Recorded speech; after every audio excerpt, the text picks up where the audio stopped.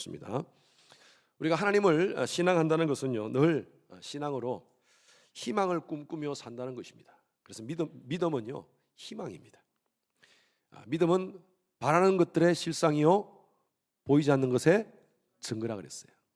보이지 않지만 그러나 실상으로 또 증거로 바라는 것이 바로 믿음이라는 겁니다. 믿음을 가졌을 때 보이지는 않지만 그것이 실상으로 증거로 나타난다는 것입니다.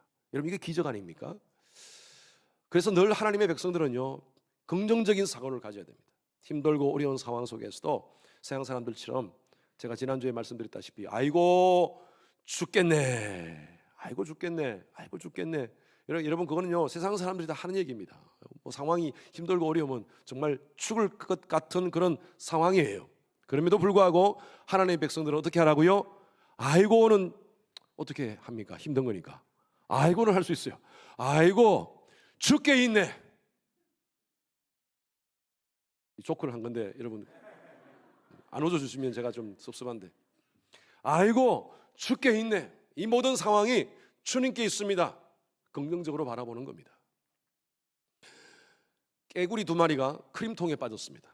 여러분, 미끌미끌한 크림, 그 크림통에 빠져가지고 이제 계속 그 크림통에서 나오려고 하는데, 아니 미끌미끌 계속 빠지는 거예요. 나오려고 그러면 쏙 미끄러져가 다시 또 퉁 떨어지는 겁니다. 그래서 너무너무 힘들었어요. 계속 그 크림통 안에서 헤엄을 칩니다. 헤엄을 치는데 이제 힘이 빠지는 겁니다. 점점 힘이 빠지기 시작합니다. 한 개구리가 얘기합니다. 우리 다 죽었어. 우린 이제 죽은 거야. 이제 끝난 거야. We are stuck. 우린 갇혔어. 꼼짝을 못할 거야. 이제 소망이 없어. 희망이 없어. 나는 이제 헤엄을 그만 칠래 라고 얘기를 합니다. 그런데 한 개구리가 아니야, 계속 해보자. 길이 있을 거야. 어떻게 하든 우리가 해보자. 계속 헤엄치는 것을 스탑하지 마. 계속 해보자. 그런데 한 개구리는 아니야, 나는 포기할 거야. 헤엄을 멈췄습니다. 크림통 밑으로 뚜루룩 빠져서 죽었습니다. 그런데 다른 개구리는요, 계속 수영을 합니다. 계속 헤엄을 칩니다. 밤이 되었습니다. 이제 새벽이 옵니다. 계속 새벽, 힘이 다 거의 다 끝나지면서 이제 소진되어서 더 이상 헤엄을 치지 못하려고 하는 그 순간에 보니까 점점 이 크림이 딱딱해지기 시작합니다. 그리고 이것이 버터로 변했습니다. 딱딱해진 그 버터를 밟고 개구리가 나왔다는 아주 유명한 얘기입니다. 여러분 처음 들어보는 같이 얘기 지금 보시는데 아주 유명한 얘기입니다.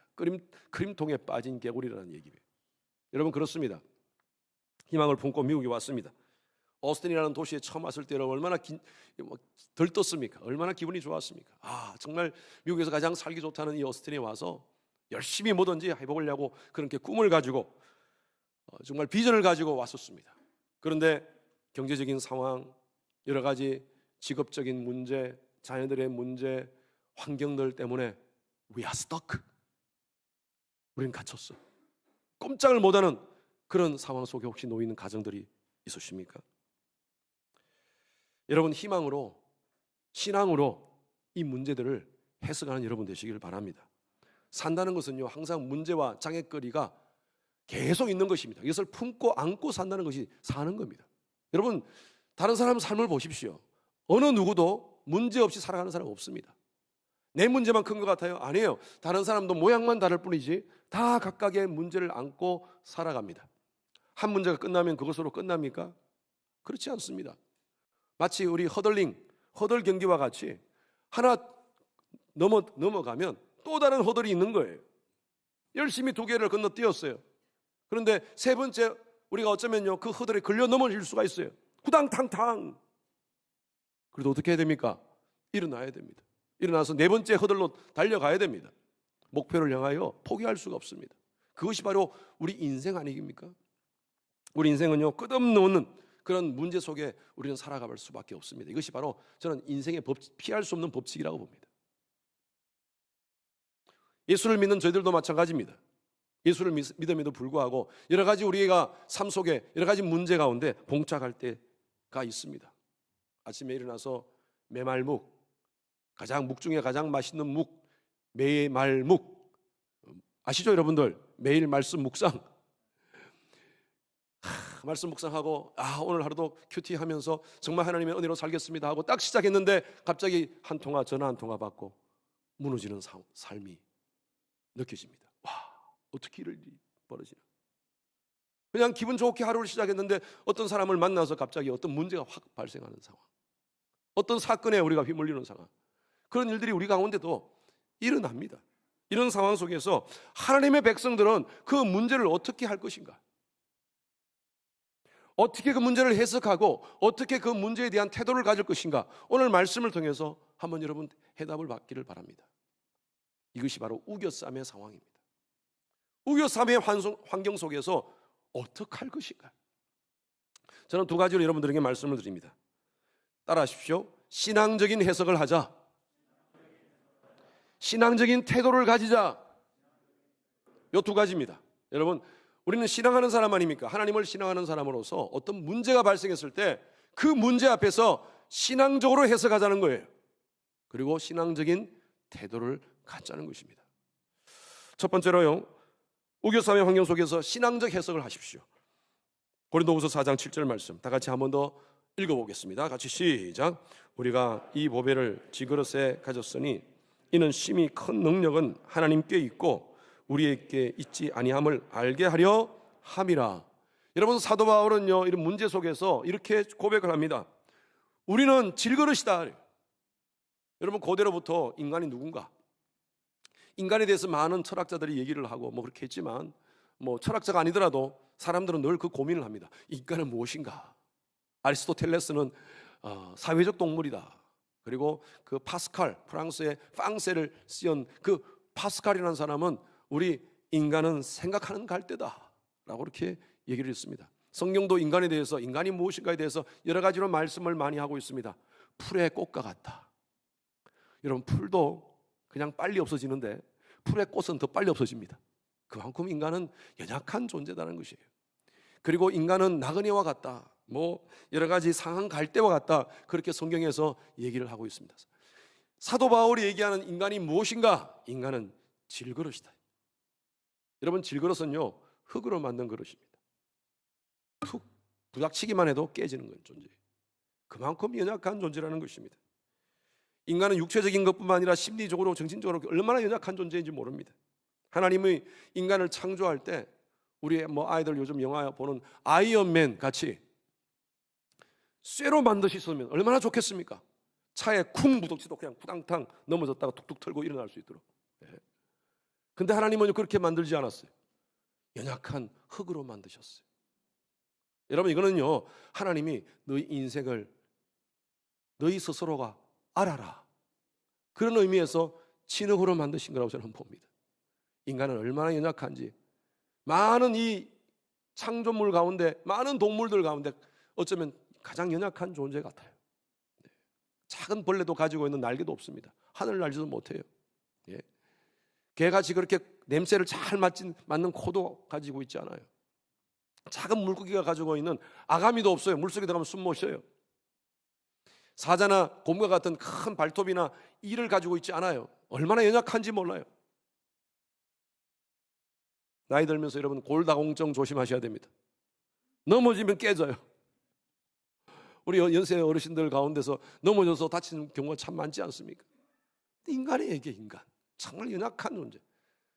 육체적으로뿐만 아니라 정신적으로도 얼마나 나약한지, 심리적으로도 얼마나 나약한지. 누가 전화 한 통화해서 말 한마디 때문에 그냥 하루를 내 삶이 완전히 뭉개지는 그런 상황을 경험할 때가 있습니다. 겉으로는 문제가 없어요. 멀쩡하게 생기고 이렇게 잘생기고 아름답게 생기고 하는데 그냥 하나 다 건드리면요, 그것 때문에 잠을 못 자. 그냥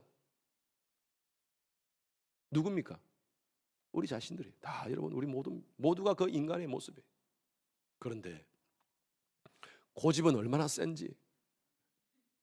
여러분, 그래서 성경은요, 인간을 양의 비유를 많이 합니다. 양.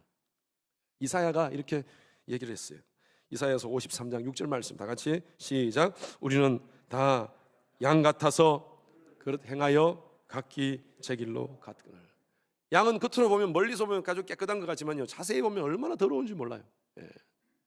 양이 그냥 몸에 막 드덕드덕 뭐가 많이 붙어 있습니다. 그리고 양은요 쉽게 병든다고 합니다. 넘어지면 제대로 일어나지도 못해요. 잘. 옆에서 도와줘야지 일어나요. 발 4개를 뻘쩍 들고 이렇게 들렁들렁하면서 꼼짝을 못해요. 구덩이에 빠지면요 일어날 수가 없습니다. 양은 이렇게 해서 죽습니다. 구덩이에서. 다른 동물들은 옆으로 삐져서 나올 수 있는데 양은 발을 구부릴 수가 있습니까? 이래가지고 죽는 거예요. 그만큼 연약한 존재예요. 그런데요 양은 병들면 고집이 더 세답니다. 원래도 고집이 세지만 병들면 고집이 더 세요. 그래서 이 중동 지역에서는요 우리는 보통 이 멍멍이를 욕으로 많이 하지 않습니까? 그런데 중동 지역에서는요 이 양을 가지고 욕을 얘기한답니다. 이 양 같은 놈, 고집 세고 말 안 듣고 이런 것을 그냥 이 양 같은 놈 그렇게 표현한답니다. 그만큼 양에 대해서 안 좋은 그런 이미지가 있다는 것이에요. 그런데 성경은 이사야가 그렇게 고백하잖아요. 인간은 모두가 양 같다는 거예요. 정말 그렇게 연약함에도 불구하고 얼마나 고집이 센지 목자 말도 안 듣고 그릇 행하여 각기 제 길로 갔거늘. 이게 바로 저와 여러분들의 이 본성적인 모습이라는 거예요.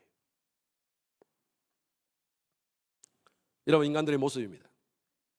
얼마나 고집이 센지 질그릇 같은 연약한 인간이 하나님 없이도 살 수 있다고 큰 소리칩니다.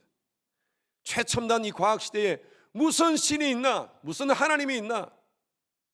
종교는 나약한 사람들이 심리적으로 위안을 받기 위해서 만든 어떤 철학 같은 그런 것이지, 이론 같은 것이지, 그것이 우리에게 실제적으로 도움이 되지는 않는다. 무신론을 주장합니다. 종교다원주의를 주장합니다. 포스트 모더니즘 이 시대 속에 종교다원주의 주장합니다. 무슨 종교가 따로 있는 것이 아니라, 구원을 주는 종교가 따로 있는 것이 아니라 나름대로 더 무슨 종교든 다 좋은 곳에 가는 것이다. 이게 종교다원주의예요. 모든 종교는 다 똑같다는 거예요. 신이 없다고 큰 소리칩니다. 여러분 대표적으로 철학자 니체를 여러분 아실 겁니다. 니체는요 신이 없다고 큰 소리 쳤던 사람이었어요. 사실론을 주장했습니다. 사신 신학을 얘기했습니다. 그런데 니체가 죽기 전에 미쳤습니다. 왜 미친 줄 아세요? 죽음에 대한 두려움 때문에. 하나님이 없다고, 신이 없다고, 신은 죽었다고 큰 소리 치던 그 니체가 죽음에 대한 두려움 때문에 미쳐버렸어요. 여러분 사람은요 가장 두려운 것이 바로 죽음입니다. 죽음의 문제를 어떻게 해결할 것인가요? 지금 우크라이나가 러시아의 공격을 받고 있습니다. 그래서 여러 서방 나라에서 지금 러시아를 금융 여러 가지로 경제적인 제재를 가하고 있습니다. 그래서 러시아 안에는 지금 패닉 바잉에 빠져 있다고 합니다. 물건을 살 수가 없어요. 생필품을 살 수가 없어요. 그리고 사더라도 엄청나게 비싸고요. 루블화가 떨어지면서 또 여러 가지 인플레이션이 생기면서 얼마나 지금 힘들어지는지, 경제적으로 힘들어지는지 여러 가지 뉴스들을 제가 통해서 봤는데 보니까요, 사람들이 비인간화되고 가고 있습니다. 러시아 안에서. 뭐 우크라이나 안에서는 말할 것도 없지만 러시아 안에서도 사람이 비인간화되고 가고 있습니다. 왜 그런 줄 아세요? 죽음에 대한 공포 때문입니다. 내 가족이 내가 못 먹으면 어떡하나. 오늘날 시대도 마찬가지입니다. 사람들이 죽음에 대한 공포를 극복하기 위해서 각종 보험에 가입합니다. 집보험, 자동차 보험, 화재 보험, 지진 보험, 의료 보험, 각종 보험을 가입합니다. 인간의 문제를 그런 보험으로, 연약함의 문제를 보험으로 해결하려고 합니다. 보험을 들면 좀 마음의 의지가 되니까요. 경제적인 불안 때문에 여러 가지 곳에 투자를 합니다. 정권에도 투자하고 또 은행에도 돈을 넣어놓습니다. 그렇게 해서 좀 그렇게 넣어놓으면 마음의 안전이 됩니다. 아, 내가 돈이 있다, 내가 어디 투자를 한 것이 있다 라고 그렇게 생각이 하게 됩니다. 그런데 국가가 비상사태가 와버리면 나라도 은행도 보험회사도 우리를 보호해 줄 수가 없어요. 우리는 지금 그 상황들을 보지 않습니까? 우크라이나 나라가 국민들을 얼마큼 보호할 수 있습니까? 러시아가 지금 저렇게 하더라도 얼마나 국민들을 보호할 수 있습니까? 러시아에 지금 군인들이 얼마나 많은 사람들이 죽어가고 있는지, 15,000명이 이상 죽었다고 하는데 그것도 정확한 숫자가 아니라면 더 많이 플러스 알파. 러시아의 군인들이 지금 돈이 주가가 반토막이 나고 돈 가치가 없어지고 은행이 지금 뱅크럽 당하고 나라의 모든 시스템이, 아니면 어떤 조직 시스템이 보호해 줄 줄 알았는데 의지의 대상이 사라집니다. 여러분, 우리도 미국이라는 이 시스템 속에서 모든 것들이 시스템으로, 조직으로 돌아가니까요, 우리가 안정적으로 살아갑니다. 그런데 한번 케이오스의 상태로 가버리면 누가 우리를 보호해 줍니까? 미국 시민권 가졌다고 해서 미국이 보호해 줍니까? 우리는 그걸 잠깐 경험했습니다. 2년 전에 여기 한파가 왔을 때 물이 어떻게 없다고 하니까 막 사람들이 들어가가지고 사재기를 합니다. 물을 코스코하고 샘즈 가가지고 사재기를 합니다. 뉴스를 통해서 보면 서로 더 많이 가져가겠다고 생필품 가지고 서로 싸웁니다. 심지어 사람을 때립니다. 그것 때문에. 어떻게 사람이 그렇게 될 수 있어요? 불과 한 주, 두 주 때문에 사람이 그렇게 변하는 것을 봅니다. 그런데 만약에 이 모든 시스템, 나라의 모든 시스템이 나라가 비상사태로 왔을 경우에 누가 우리를 보호해 줍니까? 어떤 조직이나 시스템이 우리를 보호할 수가 없습니다. 하나님을 믿는 사람은, 우리가 의지할 대상은 영원한 자존자이신 하나님밖에 없는 줄로 믿습니다. 그래서 여러분, 사도 바울이 그 얘기를 하는 겁니다. 인간은 질그릇과 같은 존재, 정말 쉽게 깨어지는 존재라는 거예요. 육체적으로, 정신적으로, 심리적으로 정말 쉽게 깨어지는 존재다. 여러분, 사람은요, 어떤 그릇은요, 무엇을 담느냐에 따라 가지고 그 그릇이 달라집니다. 밥을 그러면 밥그릇이 되는 거고요. 밥을 담으면 물을 담으면 물그릇이 되는 겁니다. 휴지를 담으면 휴지통이 되는 것입니다. 질그릇이라도, 다 깨어지는 질그릇이라도 거기에 보석을 담으면, 보배를 담으면 그게 보배 그릇이 되는 거예요. 정말 무슨 백자, 청자, 그런 아주 비싼 그런 그릇에도 거기에다가 응아를 담으면 응아 그릇이 되는 거예요. 사도 바울은 얘기하는 겁니다. 우리가 이 질그릇 같은 정말 존재, 연약한 존재, 깨어지기 존재, 그런 존재에 보배를 담았다는 거예요. 이 보배는 바로 예수 그리스도인 줄로 믿습니다.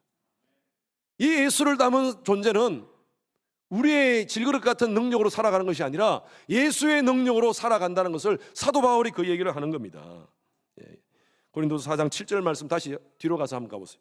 4장 7절 말씀에 이래 보니까, 우리가 이 보배를 질그릇에 가졌으니 이는 심히 큰 능력은 하나님께로 온다는 거예요. 우리는 연약하지만 하나님의 능력을, 예수를 믿는 자들은 이 속에 보배를 담았기 때문에 하나님의 능력이 다운로드 된다는 것입니다.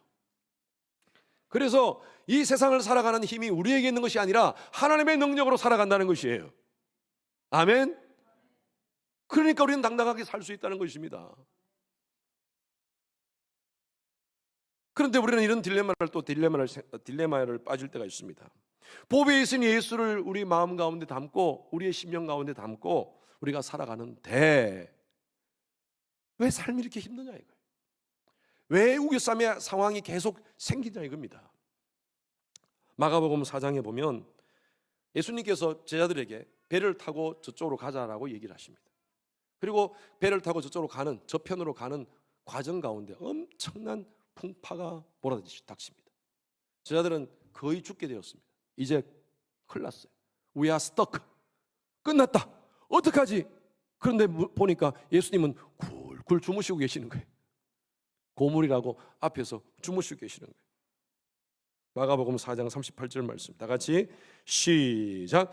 예수께서는 고물에서 베개를 베고 주무시더니 제자들이 깨우며 이르되 선생님이여 우리가 죽게 된 것을 돌보지 아니하시나이까 하니, 우리가 죽게 된 것을 안 돌아봅니까? 이런 거 찬양하시잖아요. 우리가 죽게 되었는데 어떻게 주무시고 계십니까? 지금 주무실 판입니까? 여러분 상상해 보십시오. 그렇게 이 파도가 치고 배가 움직이는데 예수님이 정말 굴굴 주무셨겠습니까? 아니요. 예수님은 그 상황을 다 보고 계셨을 거예요. 그럼 왜 주무시고 계셨느냐? 저는 이렇게 봅니다. 예수님은요, 예수님을 마음에 품고 예수님과 함께 동행하는 제자들이 문제 가운데 어떻게 그 문제를 해석하고 있는가, 그걸 보시기를 원하셨을 거예요. 제자들은 그곳에서 떨었습니다. 둘둘 떨었습니다. 여러분, 믿음은요 평소에는 잘 안 드러나요. 배부르고 등 따시고 배부를 때는 안 드러나요. 그런데 힘들고 어려운 문제 가운데 봉착했을 때 진짜 그 사람의 신앙이 드러납니다. 그래서 때로는 하나님께서는 때로는요, 우리의 신앙을, 우리의 삶을, 신앙을 더 연단시키기 위해서 문제 가운데 있게 하세요.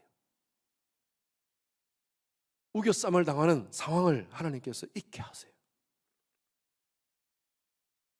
순금과 도금은요, 평상시에는 몰라요.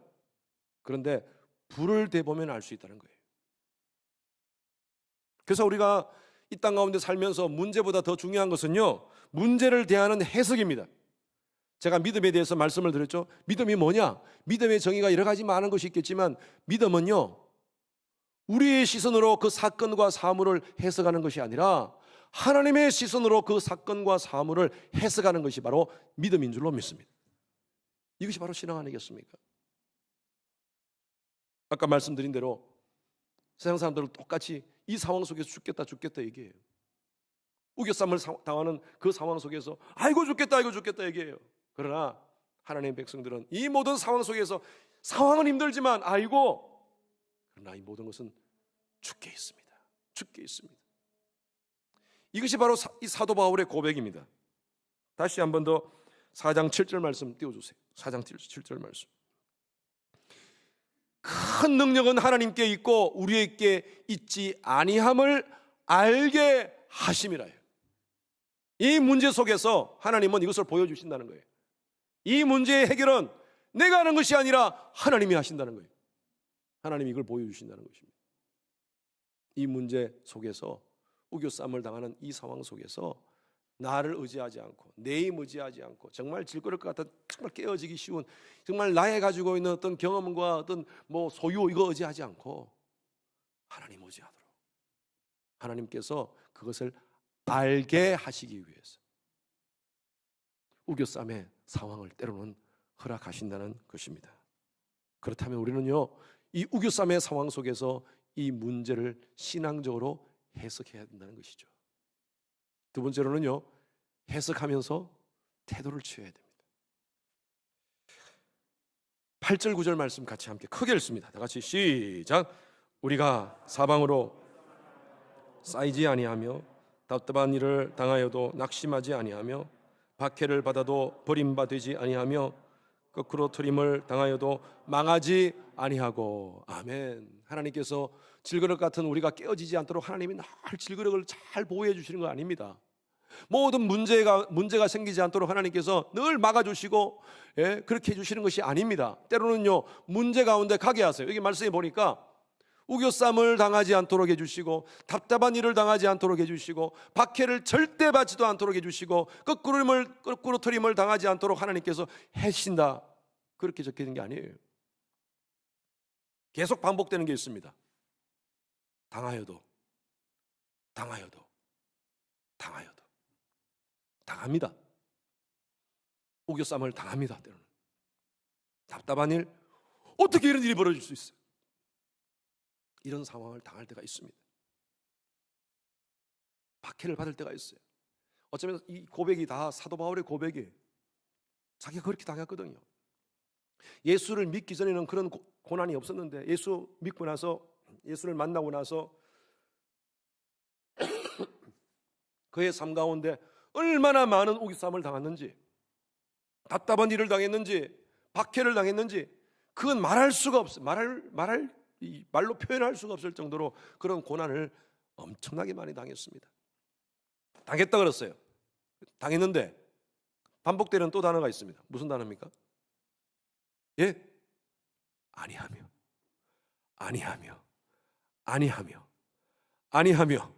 할렐루야. 여러분 삶 가운데 아니하며의 은혜가 있기를 바랍니다. 우겨쌈을 당했어요. 그런데 쌓이지 않아요. 답답한 일을 당했어요. 낙심하거나 포기하지 않아요. 박해를 당했어요.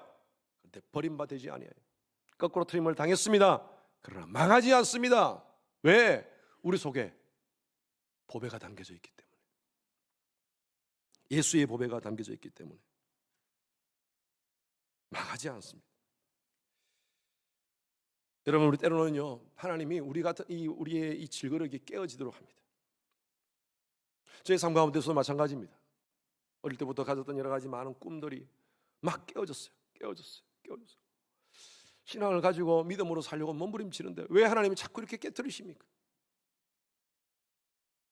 나는 깨진 줄 알았어요. 내가 보니까 깨진 줄 알았는데 알고 보니까요, 깬 게 아니에요. 우리가 부르는 노래가 있죠. 찬양이 있잖아요. You are my potter, I am a clay. Mold me or make me, this is what I pray. 당신은 토기장이시고 나는 진흙입니다. Mold me or make me. 내가 깨진 줄 알았어요. 근데 깨진 게 아니었어요. 보니까 하나님이 새롭게 리몰드 해주기 위해서 다시 나를 다시 지금 빚고 계시는 거예요. 그 빚는 그 과정은 힘들어요.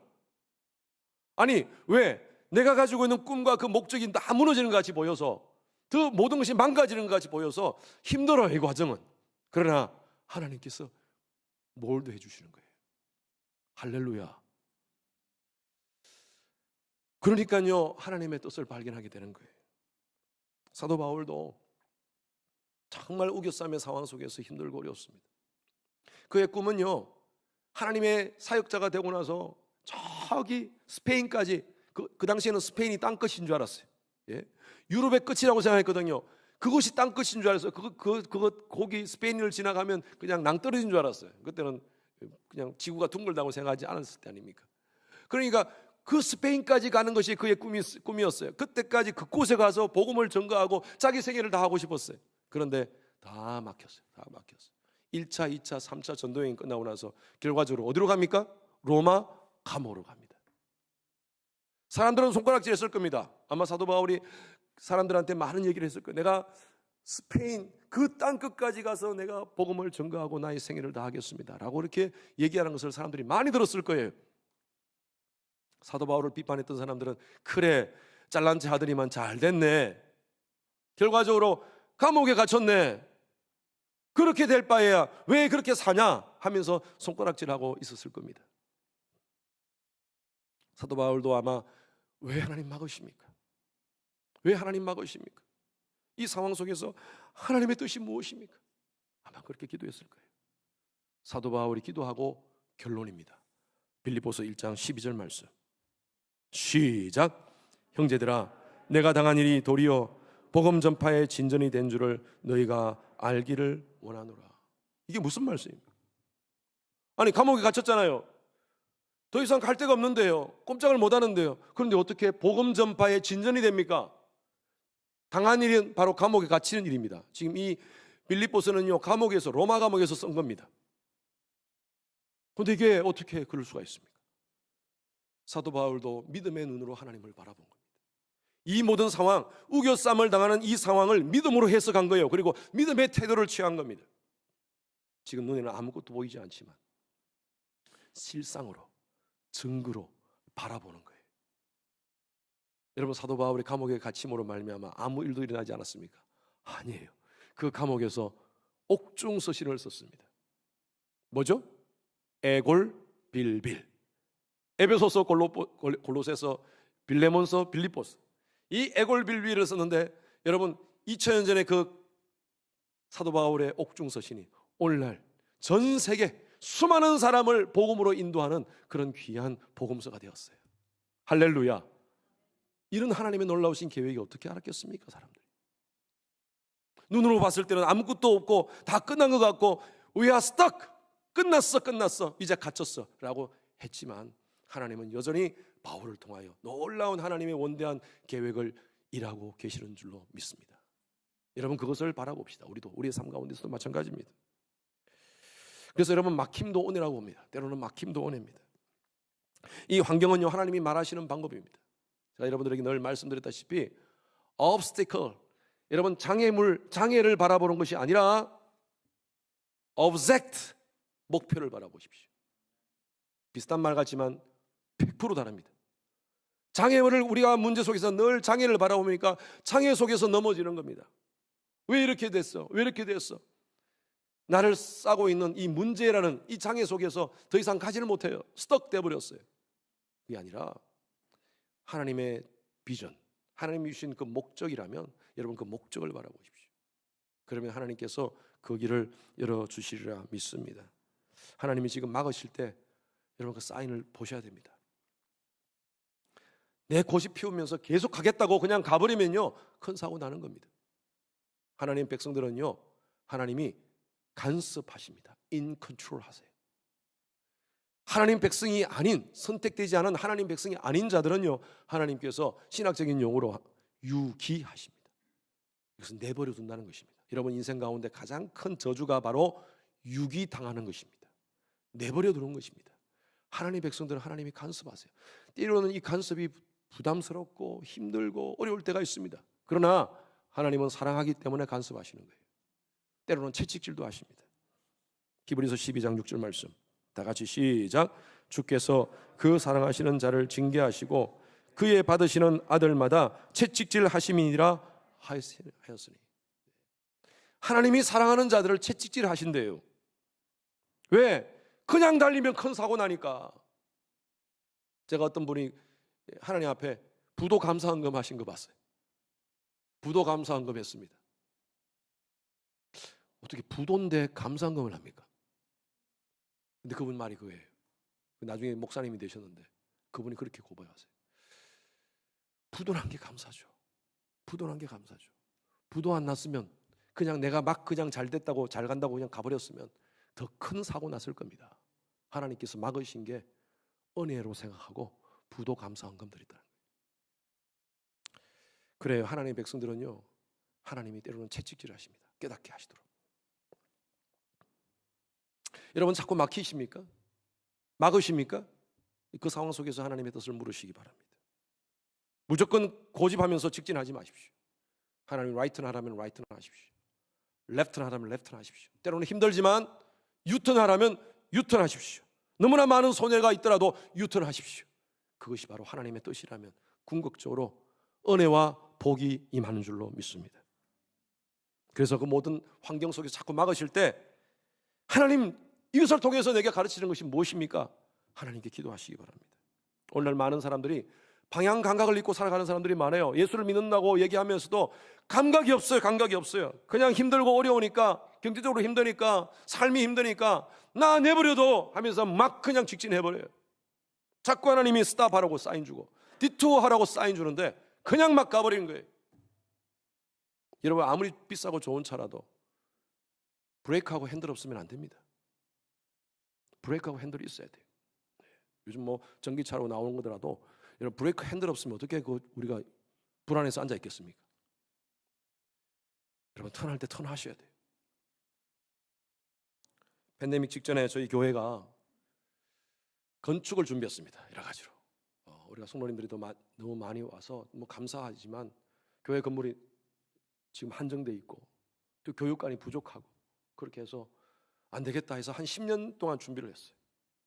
여기다가 지을 것 아니면 다른 데로 이사를 갈 거 아니면 우리 저 파킹랏에다가 정말 우리가 프로젝트를 해서 마지막에는 저 파킹랏에서 프로젝트를 하기 위해서 저희들이 준비를 했습니다. 그래가지고 설계도 만들고 우리가 퍼밋도 받고 하려고 막 준비하는 과정 속에서 하나님이 자꾸 제 마음에 부담을 주세요. 아니 그 상황으로 봐서는 하나님 이거 지금 해야 되는데 성도님들이 이렇게 자꾸 들어오시는데 교회가 성도님들이 예배라도 드릴 수 있는 또 아이들 뭐 어른들은 좀 불편하더라도 아이들을 위해서 좀 우리가 좀 환경들을 만들어야 되지 않겠습니까? 그런데 하나님 자꾸 막으시는 거예요. 마지막에 거의 결정할 때 우리가 최종 결정을 할 때 제가 우리 조금 더 기도합시다. 장로님들과 우리 교회 리더들한테 그렇게 부탁을 드렸어요. 그리고 그냥 스탑을 했어요. 그게 제 기억으로 2019년 11월 12월 정도로 알고 있습니다. 근데 2020년이 오면서 2월 달에 팬데믹이 터진 거예요. 팬데믹이 터졌어요. 지금 생각해 보면요. 와, 정말 감사하다. 그거 만약 그 프로젝트를 진행했으면 얼마나 큰 우리가 교회적으로 얼마나 큰 문제가 됐을까 하는 그런 생각이 듭니다. 아, 하나님이 막으셨구나 하는 그런 생각이 들어요. 그래요. 여러분 삶 가운데 무턱대고 직진하시면 안 됩니다. 기도하면서 하나님 막으시면 네, 알겠습니다. 그리고 하나님께 묻는 거예요. 하나님, 라이트는 할까요? 레프트는 할까요? 힘들지만 유턴 할까요? 유턴 하라면 유턴 하시는 거예요. 여러분, 제가 지난주에 어떤 집사님을 만났습니다. 13년 전에 저희 교회에 와서 거의 한 2년 동안 열심히 섬겼던, 초창기 정말 제가 와서 오스틴에 와서 초창기에 같이 함께 섬겼던 귀한 집사님이셨어요. 40대 초반에 사업을 했는데 굉장히 성공을 했습니다. 한국에서 성공을 하고 그 회사를, 큰 회사를 팔고, 그리고 미국에 와서 아이들 유학생활 보내기 위해서 좋은 집을 사고 이곳에서 생활을 하면서 저희 교회에 오셨어요. 그리고 이제 여러 가지 많은 꿈을 얘기했습니다. 그 집사님과 얘기하면 너무너무 기분이 좋았어요. 앞으로 미래 산업에 대해서 얼마나 많은 것들을 박식하신지, 막 그런 미래 산업에 대해서 얘기하면서, 목사님, 제가 이런 비전을 가지고 지금 투자를 하려고 지금 하고 있습니다. 목사님 기도해 주세요 하고 두 번째 사업을 위해서 한국으로 가셨어요. 가셨는데 13년 동안 서로 소식을 몰랐습니다. 근데 지난주에 제가 만났는데 제가 이제 13년 동안 얘기를 들은 거예요. 두 번째 사업을 시작했는데 너무너무 힘들었다는 것입니다. 그때 이제 막 어플리케이션이 막 생기고, 애플에서 어플리케이션이 생기면서 본인이 개발했던 모든 것이 그냥 그 어플리케이션으로 다 들어가 버린 거예요. 그렇게 많이 연구하고 그렇게 많이 투자한 것들이 그냥 아무것도 가치가 없는 것으로 변했을 때 너무너무 힘들었다는 겁니다. 그리고 회사를 다 접고 모든 걸 접고 나니까 아무것도 없더래요. 아무것도 없더래요. 그런데 그때부터 거의 2년간 뭘 할 게 없어서 있는데, 회사에서 각각 어떤 기업체에서 강의를 부탁을 하더랍니다. 그런데 딱딱 강의료를 받고 딱 한 달치 살 수 있도록 하나님 매달 그만큼만 강의를 나갈 수 있도록 하나님이 그렇게 주시더라는 거예요. 신기하더라는 거예요. 뭐 관리비 내고 뭐 내고 딱 하면 제로가 딱 되는, 그만큼 이분 표현으로 만나를 하나님이 주셨습니다. 2년 동안. 그리고 어떤 대기업에 취직이 됐어요. 늦게 경력 사원으로 취직이 되는데 아무한테 얘기를 안 했대요. 다른 회사도 얘기 안 했대요. 자기가 취직됐다는 얘기를 안 했대요. 좀 자존심도 있고 좀 그러니까요. 아무한테 얘기 안 하는데 지금까지 2년 동안 계속 만나러 내려왔던 그 강의가 탁 끊기더래요. 신비하게도 이제 회사에서 월급을 받기 시작할 때부터 지금까지 2년 동안 계속 들어왔던 그 강의가 딱 스탑이 되더라고요. 그러면서 그 회사 생활을 하다가 다시 7년 전에 회사를 시작했습니다. 시작을 하고 지금 7년 됐는데 회사가 잘 자랐습니다. 이분이 그 얘기 하시는 거예요. 만약에 두 번째 회사까지 자기가 잘 됐으면 자기가 정말 교만하게 지냈을 거예요. 내 힘으로 내 능력으로 다 됐다고 생각했을 겁니다. 말로는 하나님 은혜로 그렇게 얘기를 했지만 자기는요, 그냥 하나님의 은혜라는 것이 그렇게 깊이 있게 체험하지 못했을 것이라고 이야기합니다. 그런데 두 번째 회사가 망하면서 자기는 자기 자신을 깨달았대요. 정말 내가 무식하게 살았구나. 그리고 내가 신앙이 없었구나. 그러면서 그 시간 동안, 2년의 그 시간 동안 하나님께 절대적으로 전폭적으로 매달리는 훈련을 했답니다. 말씀 읽고 기독교 서적을 보면서 또 강의를 나가면서 그렇게 자신에 대해서 철저하게 깨닫고 준비되고 나니까 하나님께서 새로운 비즈니스 아이템을 주셔가지고 지금 시작했다는 거예요. 이분 말로는 이제 두렵지 않다는 겁니다. 지금까지는 자기 힘으로 했는데 이제는 하나님이 일하게 하시도록 자기가 할 거랍니다. 그러면서 두렵지 않대요. 그래서 이 과정, 고난의 과정이 정말 하나님이 함께 하신다는 사실을 다시 한 번 더 깨닫게 하는 그런 귀한 교훈의 과정이었습니다 라고 이렇게 고백을 하는 것을 들었습니다. 여러분, 그래요. 우리 삶 가운데서도 신앙생활 하는데 그런 문제가 있을 수 있습니다. 그럴 때 We are stuck, I'm stuck. 어떻게 하지? 갇혔다 할 때 예수 안 믿는 사람들은요, 네 방향밖에 없습니다. 네 방향밖에 없어요. 동이 닫히면 서도 닫히면 남도 닫히면 북, 사방팔방이 다 닫혀버리면 이제 소망이 없어요. I am stuck. 소망이 없어요. 그런데 하나님 백성들은 그렇지 않습니다. 다른 곳이 열려 있습니다. 헬렌 켈러가 그런 얘기했어요. 사방팔방이 다 막혀 있습니까? 하나님은 또 다른 문을 열어놓고 계십니다. 제 얘기가 아니고 헬렌 켈러 얘기입니다. 다 막혀 있습니까? 하나님은 또 다른 문을 열어놓고 계십니다. 여러분, 이것은요 예수 그리스도, 질그릇 위에 예수 그리스도를 담은 자들에게 열려있는 문입니다. 그 문이 어딘 줄 아세요? 이것은 저를 제5방향이라고 얘기하고 싶어요. 그 5방향은 바로 위입니다. 위. 사방팔방이 다 막히더라도 하나님은 위 방향을 열어놓고 계시는 줄로 믿습니다. 우리가 기도하고 우리의 질그릇에 보배를 담은 하나님의 백성이라면 하나님께서 우리를 들어서서 하나님의 놀라우신 역사로 우리를 사용하게 될 줄로 믿습니다. 잊지 마십시오. 저와 여러분들에게는 5방향, 따옴표 5방향이 있습니다. 우겨쌈을 당하는 상황 속에서도 윗방향은 열려 있습니다. 할렐루야. 그것을 바라보면서 믿음으로 긍정적으로 모든 것들을 해석하면서 하나님의 뜻을 잘 분별하면서 내 자신의 연약한 질그릇 같은 존재임을 알고 고백하면서 그 5방향을 바라보고 믿음으로 브레이크스루, 돌파하시는 여러분 되시길 주님의 이름으로 축원합니다. 고린도후서 6장 10절 말씀에 이런 말씀이 있습니다. 다 같이 시작. 크게 읽습니다. 다시 시작. 근심하는 자 같으나 항상 자 같으나